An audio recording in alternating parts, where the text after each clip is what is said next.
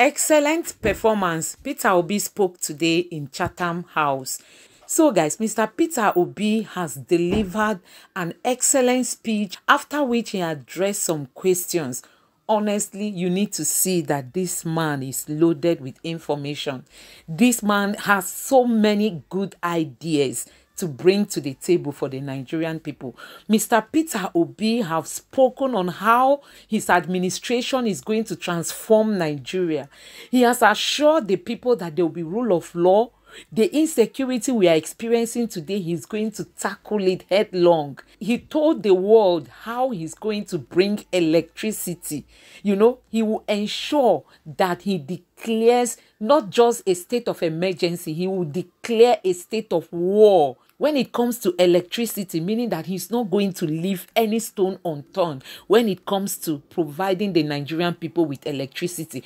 Honestly, Mr. Peter Obi answered so many questions that were thrown out to him, and honestly, he did a perfect job. I want you to take a look. Please just watch this video and I want you to rate this outing, rate this session. Just tell me how you feel having a president like Mr. Peter Obi who could come out on a world stage, you know, to talk to the people with all boldness, with all authority, you know, with wisdom, with knowledge. Oh my God, this man, I don't know, sometimes I lack words to describe Mr. Peter Obi and his ability when it comes to being a leader. Mr. Peter Obi is exceptional. So guys, just take a look at this video and don't forget to drop your thoughts in the comment section below. Please don't forget to subscribe to my channel, turn on the notification bell for more uploads, and give this video a like so that YouTube can push it out for other people to see. Thank you. For you, Peter, and then I'll come through the audience here. Please just be patient.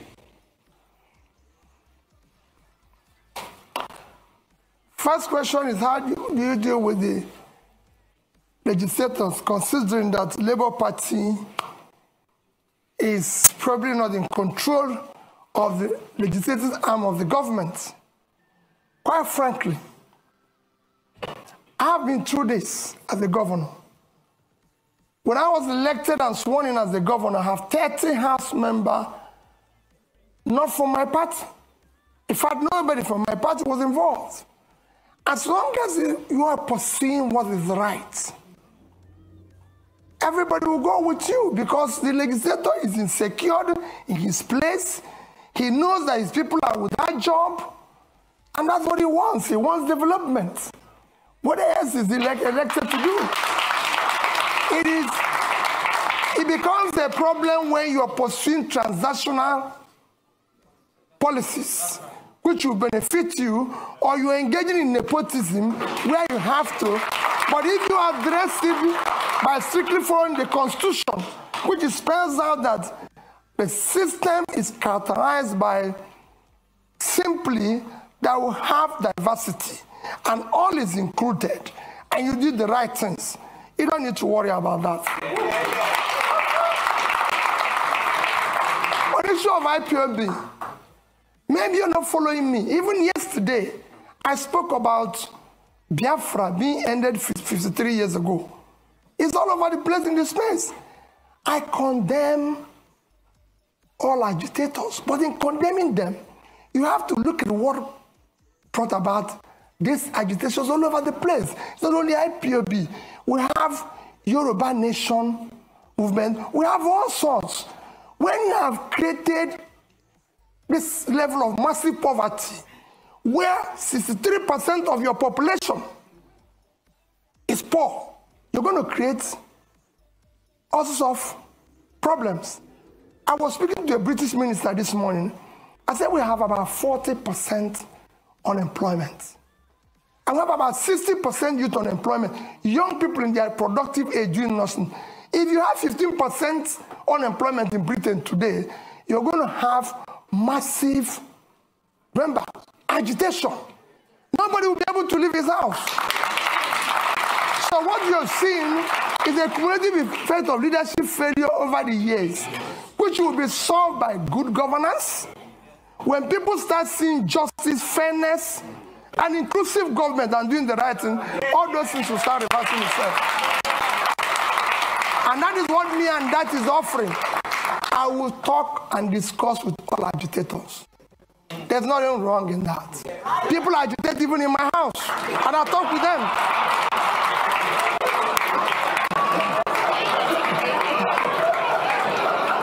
So I'll deal with everybody. I'll show you of that. Don't worry about that. On issue of health, yes, we have a problem with health. We have underinvested, and because our government have not prioritized our development agenda, everybody knows that the only measure of development that is recognized globally today is Human Development Index. And this is hinged on 3 items: life expectancy, which is health. And we are low in that. Nigerian life expectancy today is about 50-something, as against the global average of 72. So we are low. Same in education. So it's to prioritize that. I just gave somebody an example. In the past 5 years, from 2015 to 2021, Nigerian budget in health is under 2.5 trillion naira for 200 million people. It's unacceptable. Even this year, our budget for health is about 1.5 trillion. Our budget for education is about 2 trillion. Two of them combined, annual budget is about 3.5 trillion. When your 6-month budget for subsidy, which is a criminalized, listen, if 3.6 trillion is unacceptable. You have to put money in key development areas, as Professor Dutton has just mentioned, that I read out here, that what separates country, rich and poor, is health and education. So it's clear. So we will deal with it. But he said, how do you cover it? Nations of our size have covered it. How did India, for 1.4 billion people, cover issue of health? How did Indonesia cover that? We have big nations that have done it well. If we don't know how to do it, we learn from them. There's nothing wrong in learning if you don't know how to do it.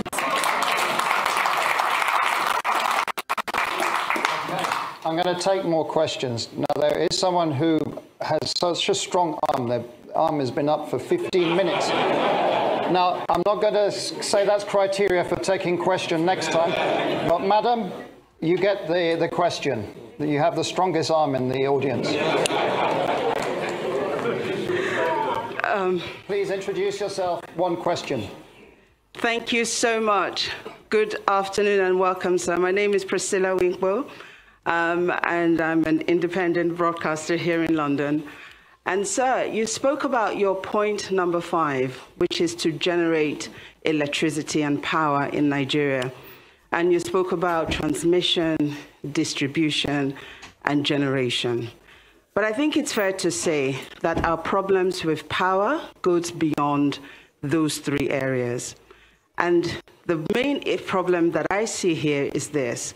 We have a population, or part of the economy, shall we say, those who supply spare parts, the engineers, those who work within that sector, whether it's those that are selling generators, and we know that that issue is perhaps the biggest issue when it comes to our power generation. So my question here is this. How do you plan, number 1, and I'm going to take a risk here, to deal with the big boys, and how do you also plan to address that economy that will then no longer exist because you have generated power? Because I'm sure that they too will rise up against it. Thank you so much.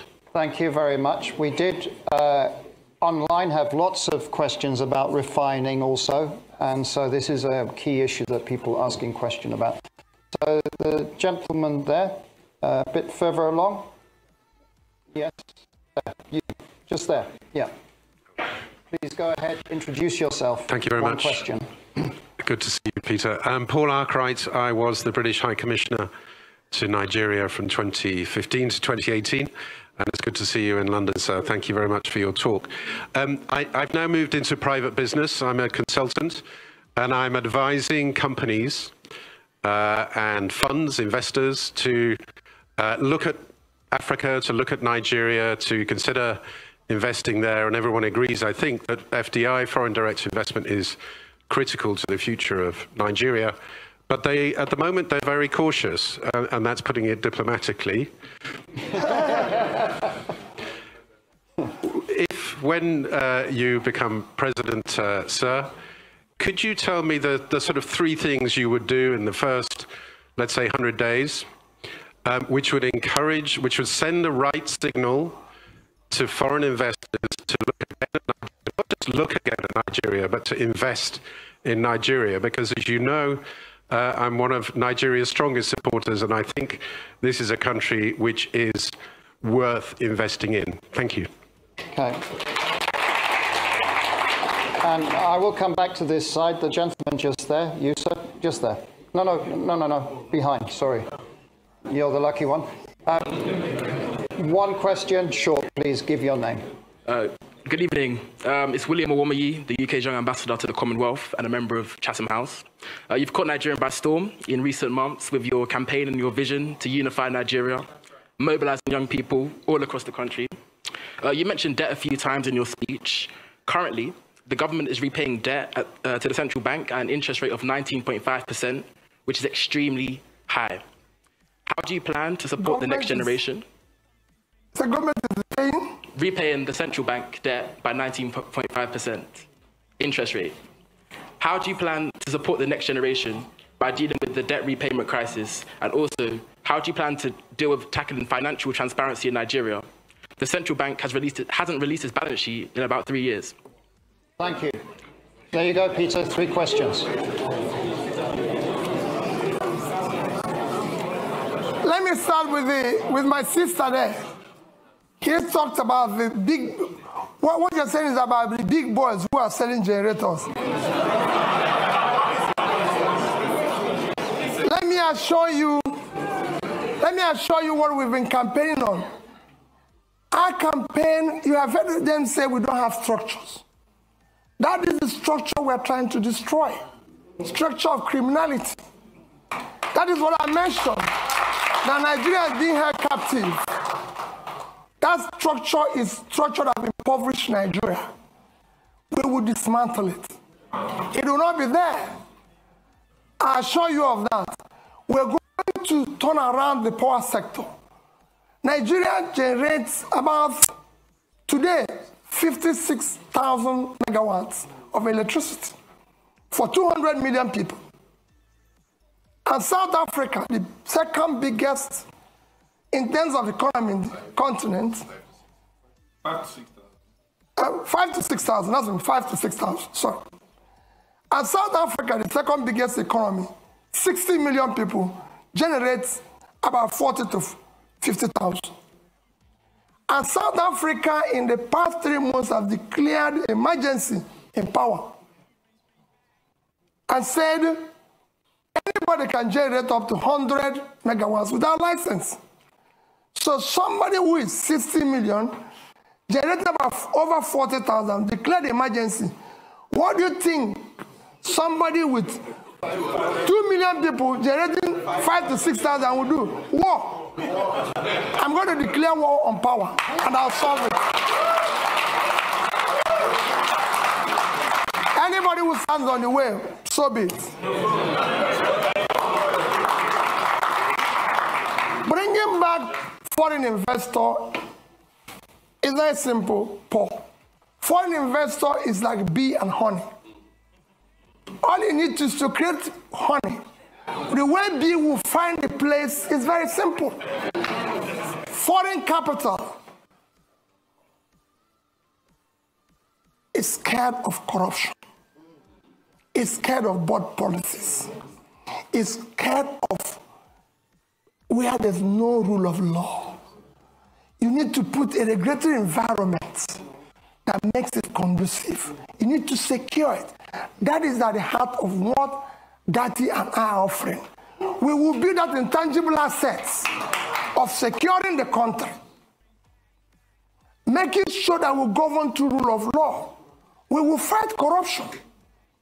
OBI-DATTI have a record that is the only National Assembly member who refused to buy property of government when it was offered to all National Assembly members. You can go and look at his record. If you have seen anywhere he has compromised or put himself in a transactional position. And I'll stop running. I know how I approached him. And I told him, I and you owe it to save our people. That's why we came together. We came back and said, we'll work as a team. We'll solve this problem. Go and check my record. I've governed the state for 8 years. And I've challenged everybody. Paul, you were there. I've been the only governor till today. The day I left office, I was not owing salary, pension, gratuity, or any contract or any supplier. And I left in 3 banks in Nigeria, which I say every day. Access Bank of Nigeria, Fidelity Bank of Nigeria, and Diamond Bank. I left over $150 million. I didn't say naira. And I have over 30 billion naira. And Anambra State, you can go and verify anywhere. I've never had a bottle. Anambra State have never bought me. There's no land allocated directly or indirectly by me, and I signed over several thousands of C of O. Anambra has never bought me a bottle of water since I left office. So you can go. We will fight and stop corruption. The first thing about stopping corruption is yourself. If you're not involved, your wife is not involved, your family is not involved, those around you are not involved, you reduce it by over 50%. And that's what I'm going to do. And I'm sure, Paul, you know that. We are committed. We can't disappoint these youths. We must build a new Nigeria. And we'll deal with that. Investors will come back. Those who left, even the young people who are today living, they'll come back. We want to bring them back. Nigerians are prepared to come back if they can find that they have a country to go back to. This green passport, people must be proud to use it.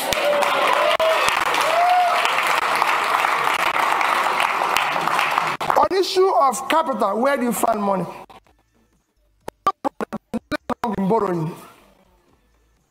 Borrowing is a legitimate way of every government I've studied in the world borrow. Even Britain, as we speak, owns over 70% of their GDP. Every government I know lives on borrowing. Even Norway, with 1.4 trillion sovereign wealth, is owing. The economies of the world, the 3rd biggest nation in the world is America. The debt of America today is almost 100% of their GDP. The second, China, is almost owing over 60% of their GDP. Japan owes over 230% of their GDP. But let me tell you the difference. Japan is owing over 230% of their GDP. They invested the money to save their economy. And in that, even with that, Japan is still the highest holder of US treasuries. So there's something they can fall back on. What has happened? So borrowing is not wrong. If I have done, I compare 2 countries that borrowed with Nigeria and how well they've done. But what has happened is that when you borrow for consumption, you have a crisis. Nigeria borrowed for consumption.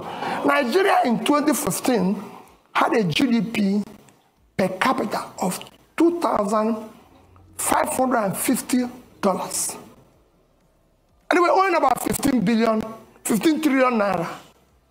Today, with central bank ways and means, we're owing over 75. So we have grown that debt by about 400%. But our per capita is 2,000. That means that the money we borrowed was thrown away. So that is what I'm going to reverse. We'll restructure the debt as it is today. We will restructure it and put it a long time to be able to pay it. I'm a finance person, that is one. And then we will not say, like I said here, no more borrowing for consumption. We will still borrow, people will see it, it will be transparent, it will be for investment. And that's what we intend to do. Countries have been in this situation before.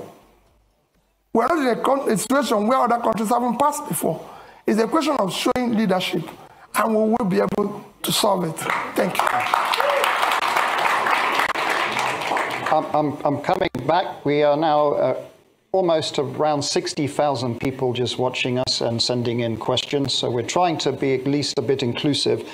We have a question from Debo Ademoyo, who is asking, what are your policy ideas on climate change? Do you have a plan for ensuring... Central Bank will maintain its independence. It will be respected. And again, it is not the problem of the person there. Central Bank have a role of monetary policy, if I'm right. Then you have this physical space. It's like a street football. When the person who is supposed to be in the physical space is no longer, it's like you go to a football match and somebody who is supposed to play in a particular wing is no longer there. You find people playing various wings. The weakness of the physical space allows the monetary space to take over, and in supporting, because there's a weak governance structure, that is why we're able to do what we're doing. What is happening today is happening. So if you're replacing Godwin and putting somebody with that level of physical rascality, which is what is fueling our inflation and even our rate of exchange today, these are some of the things you need to cut. As long as the government continues on that fiscal rascality, that situation will occur. That's what you need to fix. I won't say what will happen. His term is actually coming to an end, so it won't be too long. So that's that. I assure you that we'll deal with that. You asked about PPP in education. I said you're in Cambridge. Is Cambridge run by British government? No, I just want to know, because I don't know. When we're talking about PPP in education, we're talking about tertiary education. We're not talking about basic education. We will ensure that basic education is free, and we will drive it aggressive, because we have 20 million out of school children in the north, which I've said we will deal with decisively, because those children mostly have learned Quran, which means they're intelligent. We'll meet them at the point of learning Quran and teach them skill. For the tertiary education, we must find a way to fund it in a collaborative way, public partnership, in order to be able to ensure that 4 years will be 4 years, not what is happening today. That's what we mean by that. And it will be, you'll see, it's a win-win situation. That's it. No, not the basic. It won't be the basic. Then, issue of barely servicing our debts. We're not, I've said it before, we're not the only country that have gone through this. Once we move from consumption to production, what we're going to do first is that what you see today, we're inability to service our debts, is because of fiscal rascality. You're paying unsustainable subsidy, which will be stopped from day one, because it's a criminal thing. You're no longer generating money because they're stealing oil. And the only people who can steal oil are people in government, because ordinary people cannot steal oil. You can't put it in your pocket. It's something that you come with sheep. So all those, and you stop corruption, the waste, everything. And you go to seek to ensure that the revenues of government are properly collected. These are things, when you have tightened all the leakages and waste, you'll be able to increase your position and you negotiate and be able to service them. Look at it, just to give you an example. Nigeria is today the only OPEC nation, apart from Venezuela, because of sanction, that is not meeting up its quota. Because over the years of oil theft, the multinationals and everything have not been investing, coupled with the theft and everything. You're not realizing what you're supposed to. Every other nation that is in the same condition was able to bring down their rates and inflation within this period of Ukraine war. I'm not saying it's good to wait for war to be able to get more revenue, but people are taking advantage of it, because it's there. And you can't run away from it. But we couldn't take that advantage. Our situation got worse because of poor management of our own physical space, which will change without an eye. And finally, like I said, somebody kept telling me that issue that people have been saying that if I become president, that there's issue of being, how do I say, what word do they use? Stingy. Pat knew the question of stingy. How are you going to manage? Because they said you'll be stingy and everything. And let me say it publicly that people don't know what it is all about. At the heart of poverty is capital formation. And you can't go about capital formation without savings. Even in the most developed world, which is why I said that Japan holds highest amount of US treasury. If you listen or you go and read about what Professor Ragnar Nask done in the 50s, he showed it clearly. Capital formation is the heart of poverty. Without capital formation, you have low productivity, low income, and you produce poverty all over the place. What I was doing as governor, I was the best governor in Millennium Development Goals by the UNDP. You can go and check that. It's there. I won a prize for the best road network. I won the Gay Prize back to back on health. You can go and see what I did in health. Build scratch, teaching hospitals and everything. Improved #1 in education. And above all, I was able to save because I believe in future generation. If you look at that savings, I said future generation funding because we want to have proper capital formation to drive tomorrow. If I have opportunity in Nigeria, no matter what we do, we'll do the same thing. We must save for tomorrow. Because that's how you form capital to turn around tomorrow. So as the end, I appeal to all of you. There's nothing more powerful than an idea whose time have come. Victor Hugo. The time today is to have competent leadership with character, commitment and compassion. And that's what Nigeria is yearning for. That's what Datti and I are offering you. Let's have opportunity to build a better Nigeria. Thank you.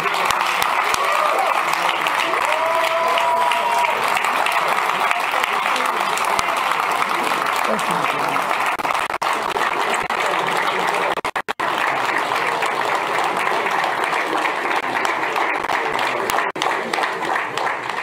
A couple of announcements.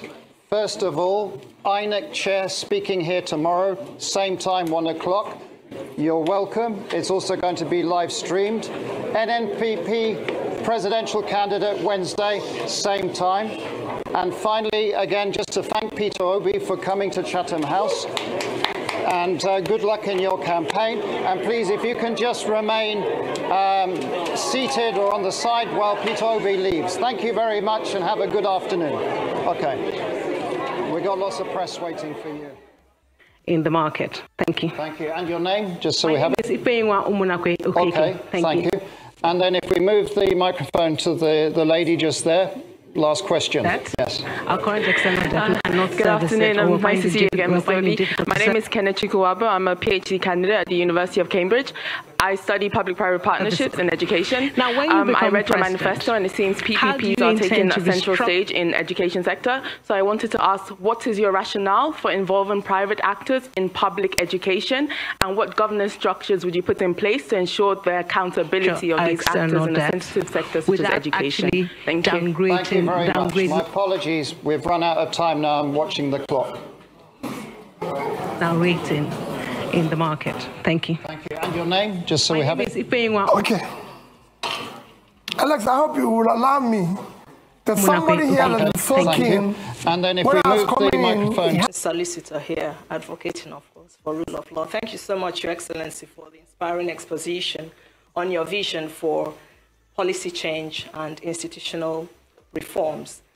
It seems to me that it's clear from that if and when elected president, your transformation vision to increase the production capabilities across the various sectors mentioned, including agriculture, extraction industries, human resources, will, to a large extent, hinge on the depth of your level of commitment with OBI-DATTI and ownership to implement the proposed policy changes and institutional reforms. However, there is no doubt in my mind that Your Excellency is well aware of the prevailing fundamental challenges to those reforms, including clientele patronage, political capture, and the institutionalized corruption that you mentioned.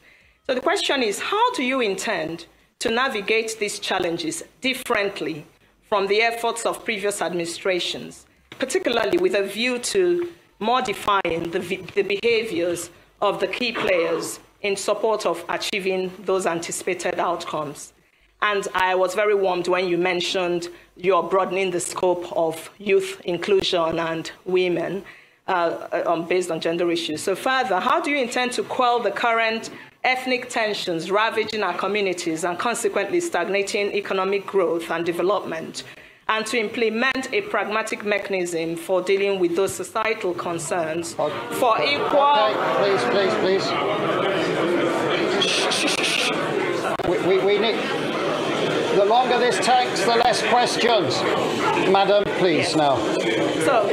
So the question there is, how do you intend to implement a pragmatic mechanism for dealing with those societal concerns for equal access to the services, inclusive participation, and integrating the various ethnic groups? Thank you very much. Thank you. Peter, if you answer those questions, because that was more than one question. Well, let me start with the issue of, you have, like you said, you have more than one question. I have about two questions. Let me start with the issue of ethnic tension.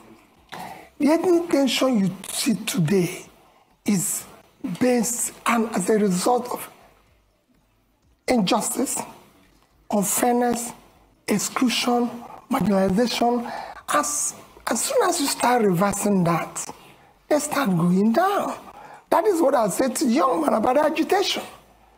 As long as you start doing the right things, as long as you start building an inclusive society where people's talent, hard work will match up their opportunity, you start seeing those things go down. There's tension, even in the Western world here. I live here when the blacks feel excluded. But as the more the government opens up and tolerates and builds an inclusive, transparent, more broad-based, acceptable, they will come down. And we will show, I've said before, we will show compassion. We will show love. Because there's nothing, you're a leader. Don't go away when Bayelsa is under the water. Don't leave Jigawa to die. Don't say, oh, I cannot go to Southern Kaduna because there's a problem. We will show compassion. We will lead from the front. We're not going to walk away. And for me, Borno is part of Nigeria. I don't want to say people, oh, The room is insecure. Nigeria is insecure. Like I told the IDP people in Christmas, I spent my IDP with IDP people in Makurdi in Christmas. And in New Year was another IDP camp in Abuja. And I said to them, as long as Nigerians are in IDP, all of us are in IDP. I will not allow, and I know that you will not allow it, for any Nigerian to remain in IDP while we're sleeping in our mansions. Never. They must go back. On issue of challenges and dealing with them, the challenges you foresee, are there with such challenges at the Anambra level? And I'll show you the same challenges. We're not going to, as long as you're not involved in this transnational governance, you can deal with anybody. And we're not going to compromise. We have an issue, I said, we're at an existential threat that we don't need to. There's nobody, there's no sacred cow. You either be a Nigerian or you can find another country. We have a country with the rule of law. It will be the same level playing field for everybody. I want to solve the problem. For example, I said it without equivocation. I must pull out the poverty that is devastating the north. The vast land in the north is far more in terms of assets and source of revenue generation and exports for Nigeria than the oil. It's very simple. And I give you an example of one state that I use every day. Niger State is 76,000 square kilometers. Precisely 76.3 thousand square kilometers of land. 7 local governments in that state is under control of bandits. I've tried to interview them because they have no job. They have nothing and everything. Niger State is 2.5 times the size of Netherlands. And Netherlands agricultural export last year was $120 billion. Why can't Niger State do 5% of that? They have arable land. And all they get from the revenue, from the sharing, which is the consumption, is less than 50 billion naira. When they have minus their debts and everything. If they earn 6% of 5% of that, it's $6 billion. At 650, it's about 4 trillion. 80 times what they get from here. We will change it. Someone talk about tackling insecurity. I've said it extensively. It is our first commitment to first secure Nigeria. Securing Nigeria is not impossible. I secured Anambra State has gone. And it won't be different. I've said we will deal and talk with those we will win, we will talk with those who are winnable. It will be carrot and stick. And those who don't, we will deal with them. We're not going to shy away. Nigeria must be secured. It's a country. Every country must be secured. But we are not going to walk away from the problem. We'll deal with it. We have our armies and military used to secure Africa. So this is time to go back and resonate that spirit in which they used to secure Africa to secure Nigeria. And we will deal with it. On climate change, I've always said we'll follow the protocol.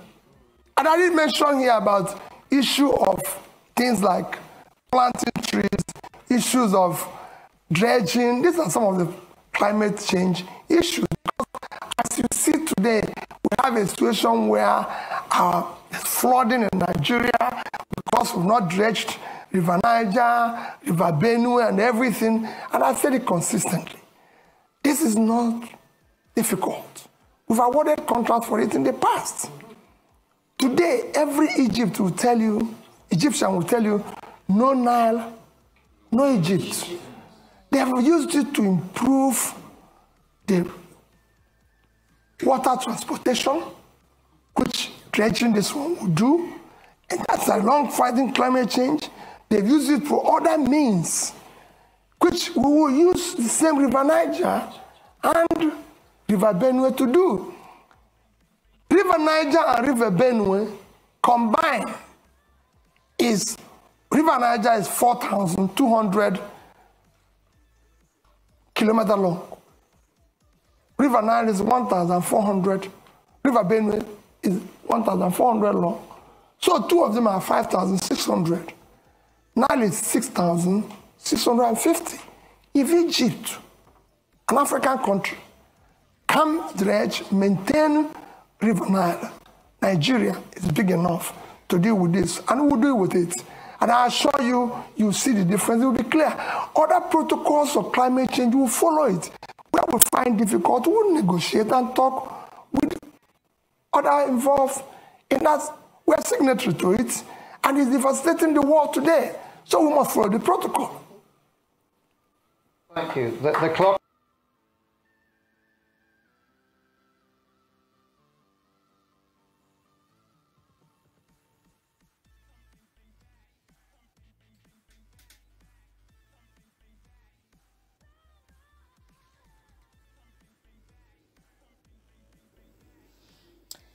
So guys, you can see that Mr. Peter Obi remains the only option that Nigeria has at the moment. Nigeria must be saved again. Nigeria must be saved again.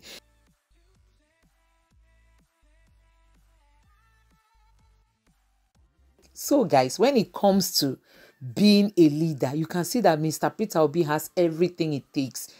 This man is not just being promoted, maybe because, you know, we just want to promote him, maybe because of tribe. Honestly, I'm the type that I just want to see Nigeria work again. If we can have any competent candidate from any part of the country, I'm going to support that person with my whole strength. Mr. Peter Obi is not being loved because he is coming from a particular section of the country. This man is being loved because he has shown that he's going to carry everybody along. He has shown that he's coming as a messiah to Nigeria. The north, south, east, and west are going to benefit from his government. And he has told Nigerians that he is not interested in their money. He just wants to fix Nigeria. So when you think of corruption, he said if he's not stealing, his wife is not stealing, his children and his family, the people around him are not stealing, then you have brought down Nigeria's problem to about 50 to 70%. Honestly, this man wants to save Nigeria. If you're in the diaspora, please, you've got a role to play in this election.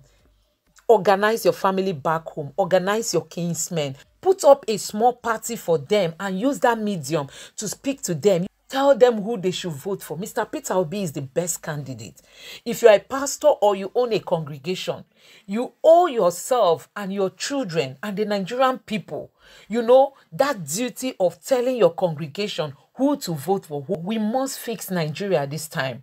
And if you're in Nigeria, honestly, please go and pick up your PVC and get ready to vote. On the day of the election, don't go alone.